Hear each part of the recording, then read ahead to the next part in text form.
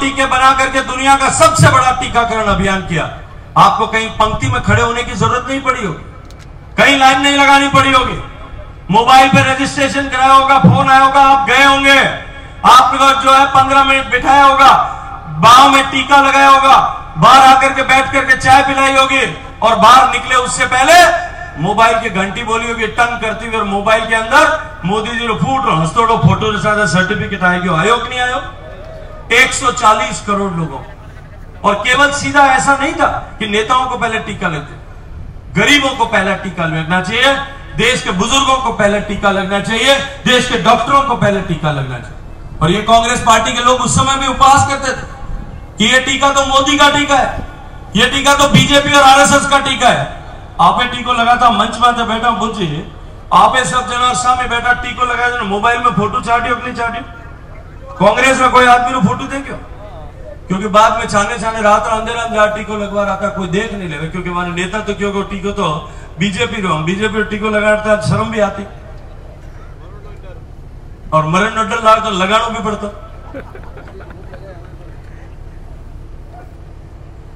देश में एक बदलाव हुआ और दूसरे जो समाचार आते थे, देश के गरीब को पहली बार विश्वास हुआ कि कोई सरकार मेरे लिए काम कर रही, और दूसरे जो समाचार उस पिछले 10 साल की मनमोहन सिंह की सरकार में आते थे, देश में बम धमाके होते थे। या तो धमाका होता था मंदिरों पर, हमारे आस्था के केंद्रों पे, जम्मू के रघुनाथ मंदिर में, जयपुर के हनुमान मंदिर में, अक्षरधाम में, देवी मंदिर पे तमिलनाडु में, और यह होता था हमारे जहां बिजनेस होता है व्यापार के केंद्रों पर, मुंबई में हमला होता था, हैदराबाद में, पुणे में, बेंगलोर में, चेन्नई में, दिल्ली में। बम धमाकों से देश दहला हुआ था। हर तीसरे महीने घर से जब बेटा बाहर निकलता था या पति बाहर जाता था तो पत्नी कहती थी कि संभल के जाना, शाम को पता नहीं घर आ पाओगे या नहीं आ पाओगे। इस तरह के हालात इस हिंदुस्तान में।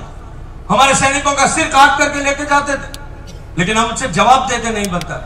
हमारे सैनिकों से बांग्लादेश, जिसका अस्तित्व भारत की सेना के कारण बना, उस बांग्लादेश के लोग, बांग्लादेश की सेना के लोग हमारे बीएसएफ के जवानों को मार करके जानवरों की तरह लटका करके ले जा करके उनका अपमान करते थे, लेकिन हमारी सरकारों से उसके ऊपर कोई प्रतिक्रिया नहीं दी जाती।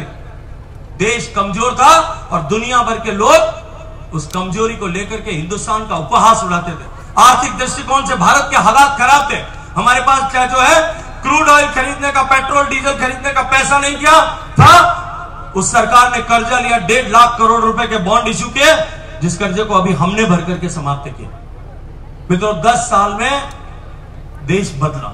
मैं आज आपसे एक बात पूछना चाहता हूं। आप इन पवित्र जगह में आते बैठा, अब मैं हम भागर वाला धनी हम यहाँ पर सब जना आटे बैठा, ये माते हाथ रख और तेजा जी महाराज ने साक्षी माने, मैंने एक बात तो जवाब दे दो, ईमानदारी से एक बात का जवाब दे दो। आपने 2 वोट मोदी को दिए, उस 2 वोट से देश बदला कि नहीं बदला? देश बदला कि नहीं बदला? उससे देश में परिवर्तन हुआ कि नहीं हुआ? गरीब के घर में रोशनी आई कि नहीं आई? देश की सीमाएं सुरक्षित हुई कि नहीं हुई? देश से आतंकवाद समाप्त हुआ कि नहीं हुआ? देश में भ्रष्टाचार पे काबू लाया कि नहीं आया? भ्रष्टाचारी जेल गए कि नहीं गए? देश की अर्थव्यवस्था 10वीं से 5वें नंबर पर पहुंची कि नहीं पहुंची?